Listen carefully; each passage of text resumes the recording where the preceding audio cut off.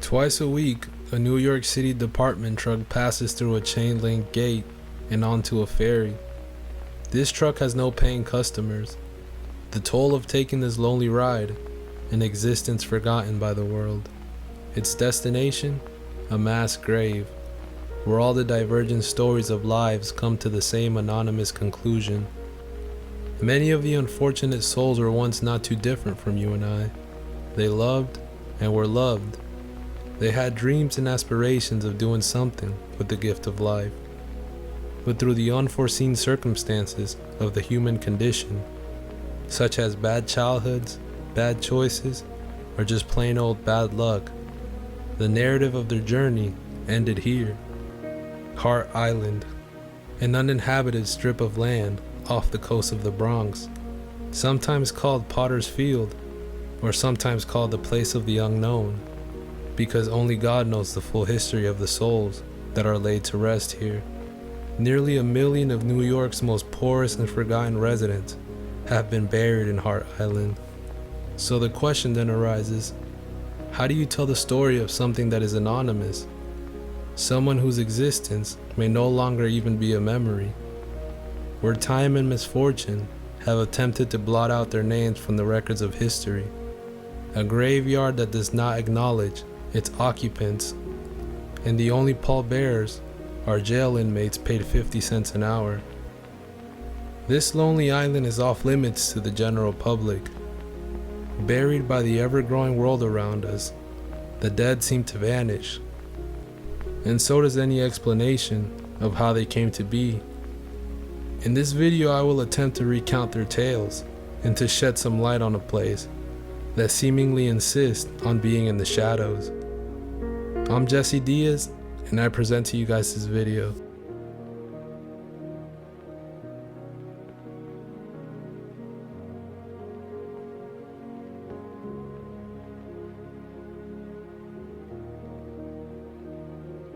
Hart Island is a precious bit of real estate in the Bronx, and it faces an uncertain future. At the moment, the city uses Hart Island as a potter's field, but Roger Sharp reports there are plans for its development. The land was originally used in the early 1800s for bare-knuckle boxing matches, out of reach for authorities to interfere with the numerous illegal activities and hooliganism that came with the rowdiness of the environment. In 1842, a popular grudge match would bring a record-breaking crowd of New York's less than reputable characters to the island. A fight between James Yankee Sullivan and Billy Bell. After some time, the Civil War would break out, and the island became of dire necessity for the Union Army to use. In attempts to defeat the Confederacy, the 31st Infantry Unit of U.S. colored troops began using the site for rigorous training and barracks. This unit would later even be present at the final defeat of General Robert E. Lee's forces in 1865. This is where the infamy of the island would begin. During the Civil War, the island was used as a prisoner of war camp.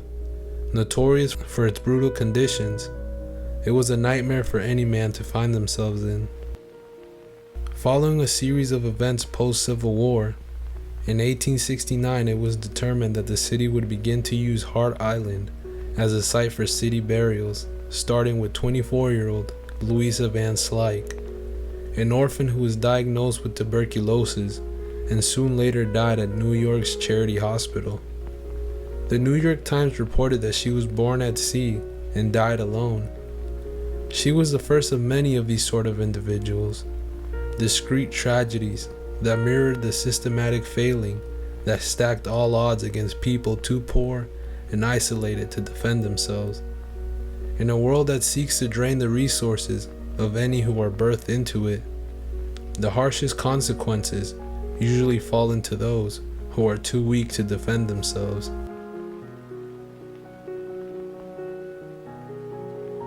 At this time, New York was becoming the Mecca that we all know it as today. Different immigrants of all countries would begin to arrive in search of a better life. The ever-growing population put the city at risk of a health crisis any time.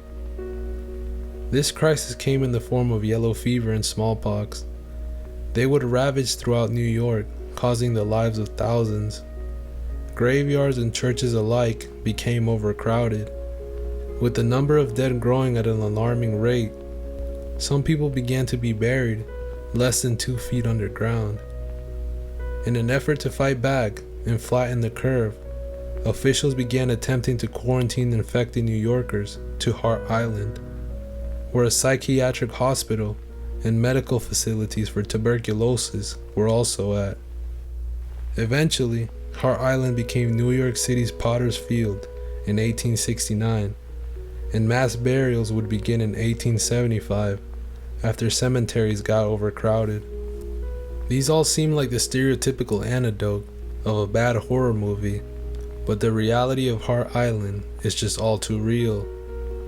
Even becoming a Cold War missile site post-World War II, it has served many purposes throughout different generations. Providing a variety of uses, its main function has been to bury people of all backgrounds and walks of life. Immigrants, locals, paupers, the elderly, even stillborns have been laid to rest here. Amongst the poor, the island has not discriminated. Everybody who comes out here says it's really a shame that something isn't done with this place. But needless to say, with all its money problems, the city of New York isn't going to do anything. There are those, however, who do have some very specific ideas about Hart Island.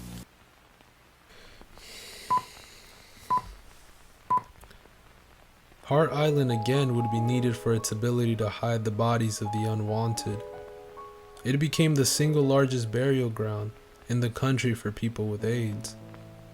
The only witnesses to all the burials throughout the history of the island's existence have been the inmates, who have served both as pallbearers and gravediggers, a practice that even continues till this very day, when the latest epidemic would sweep the nation.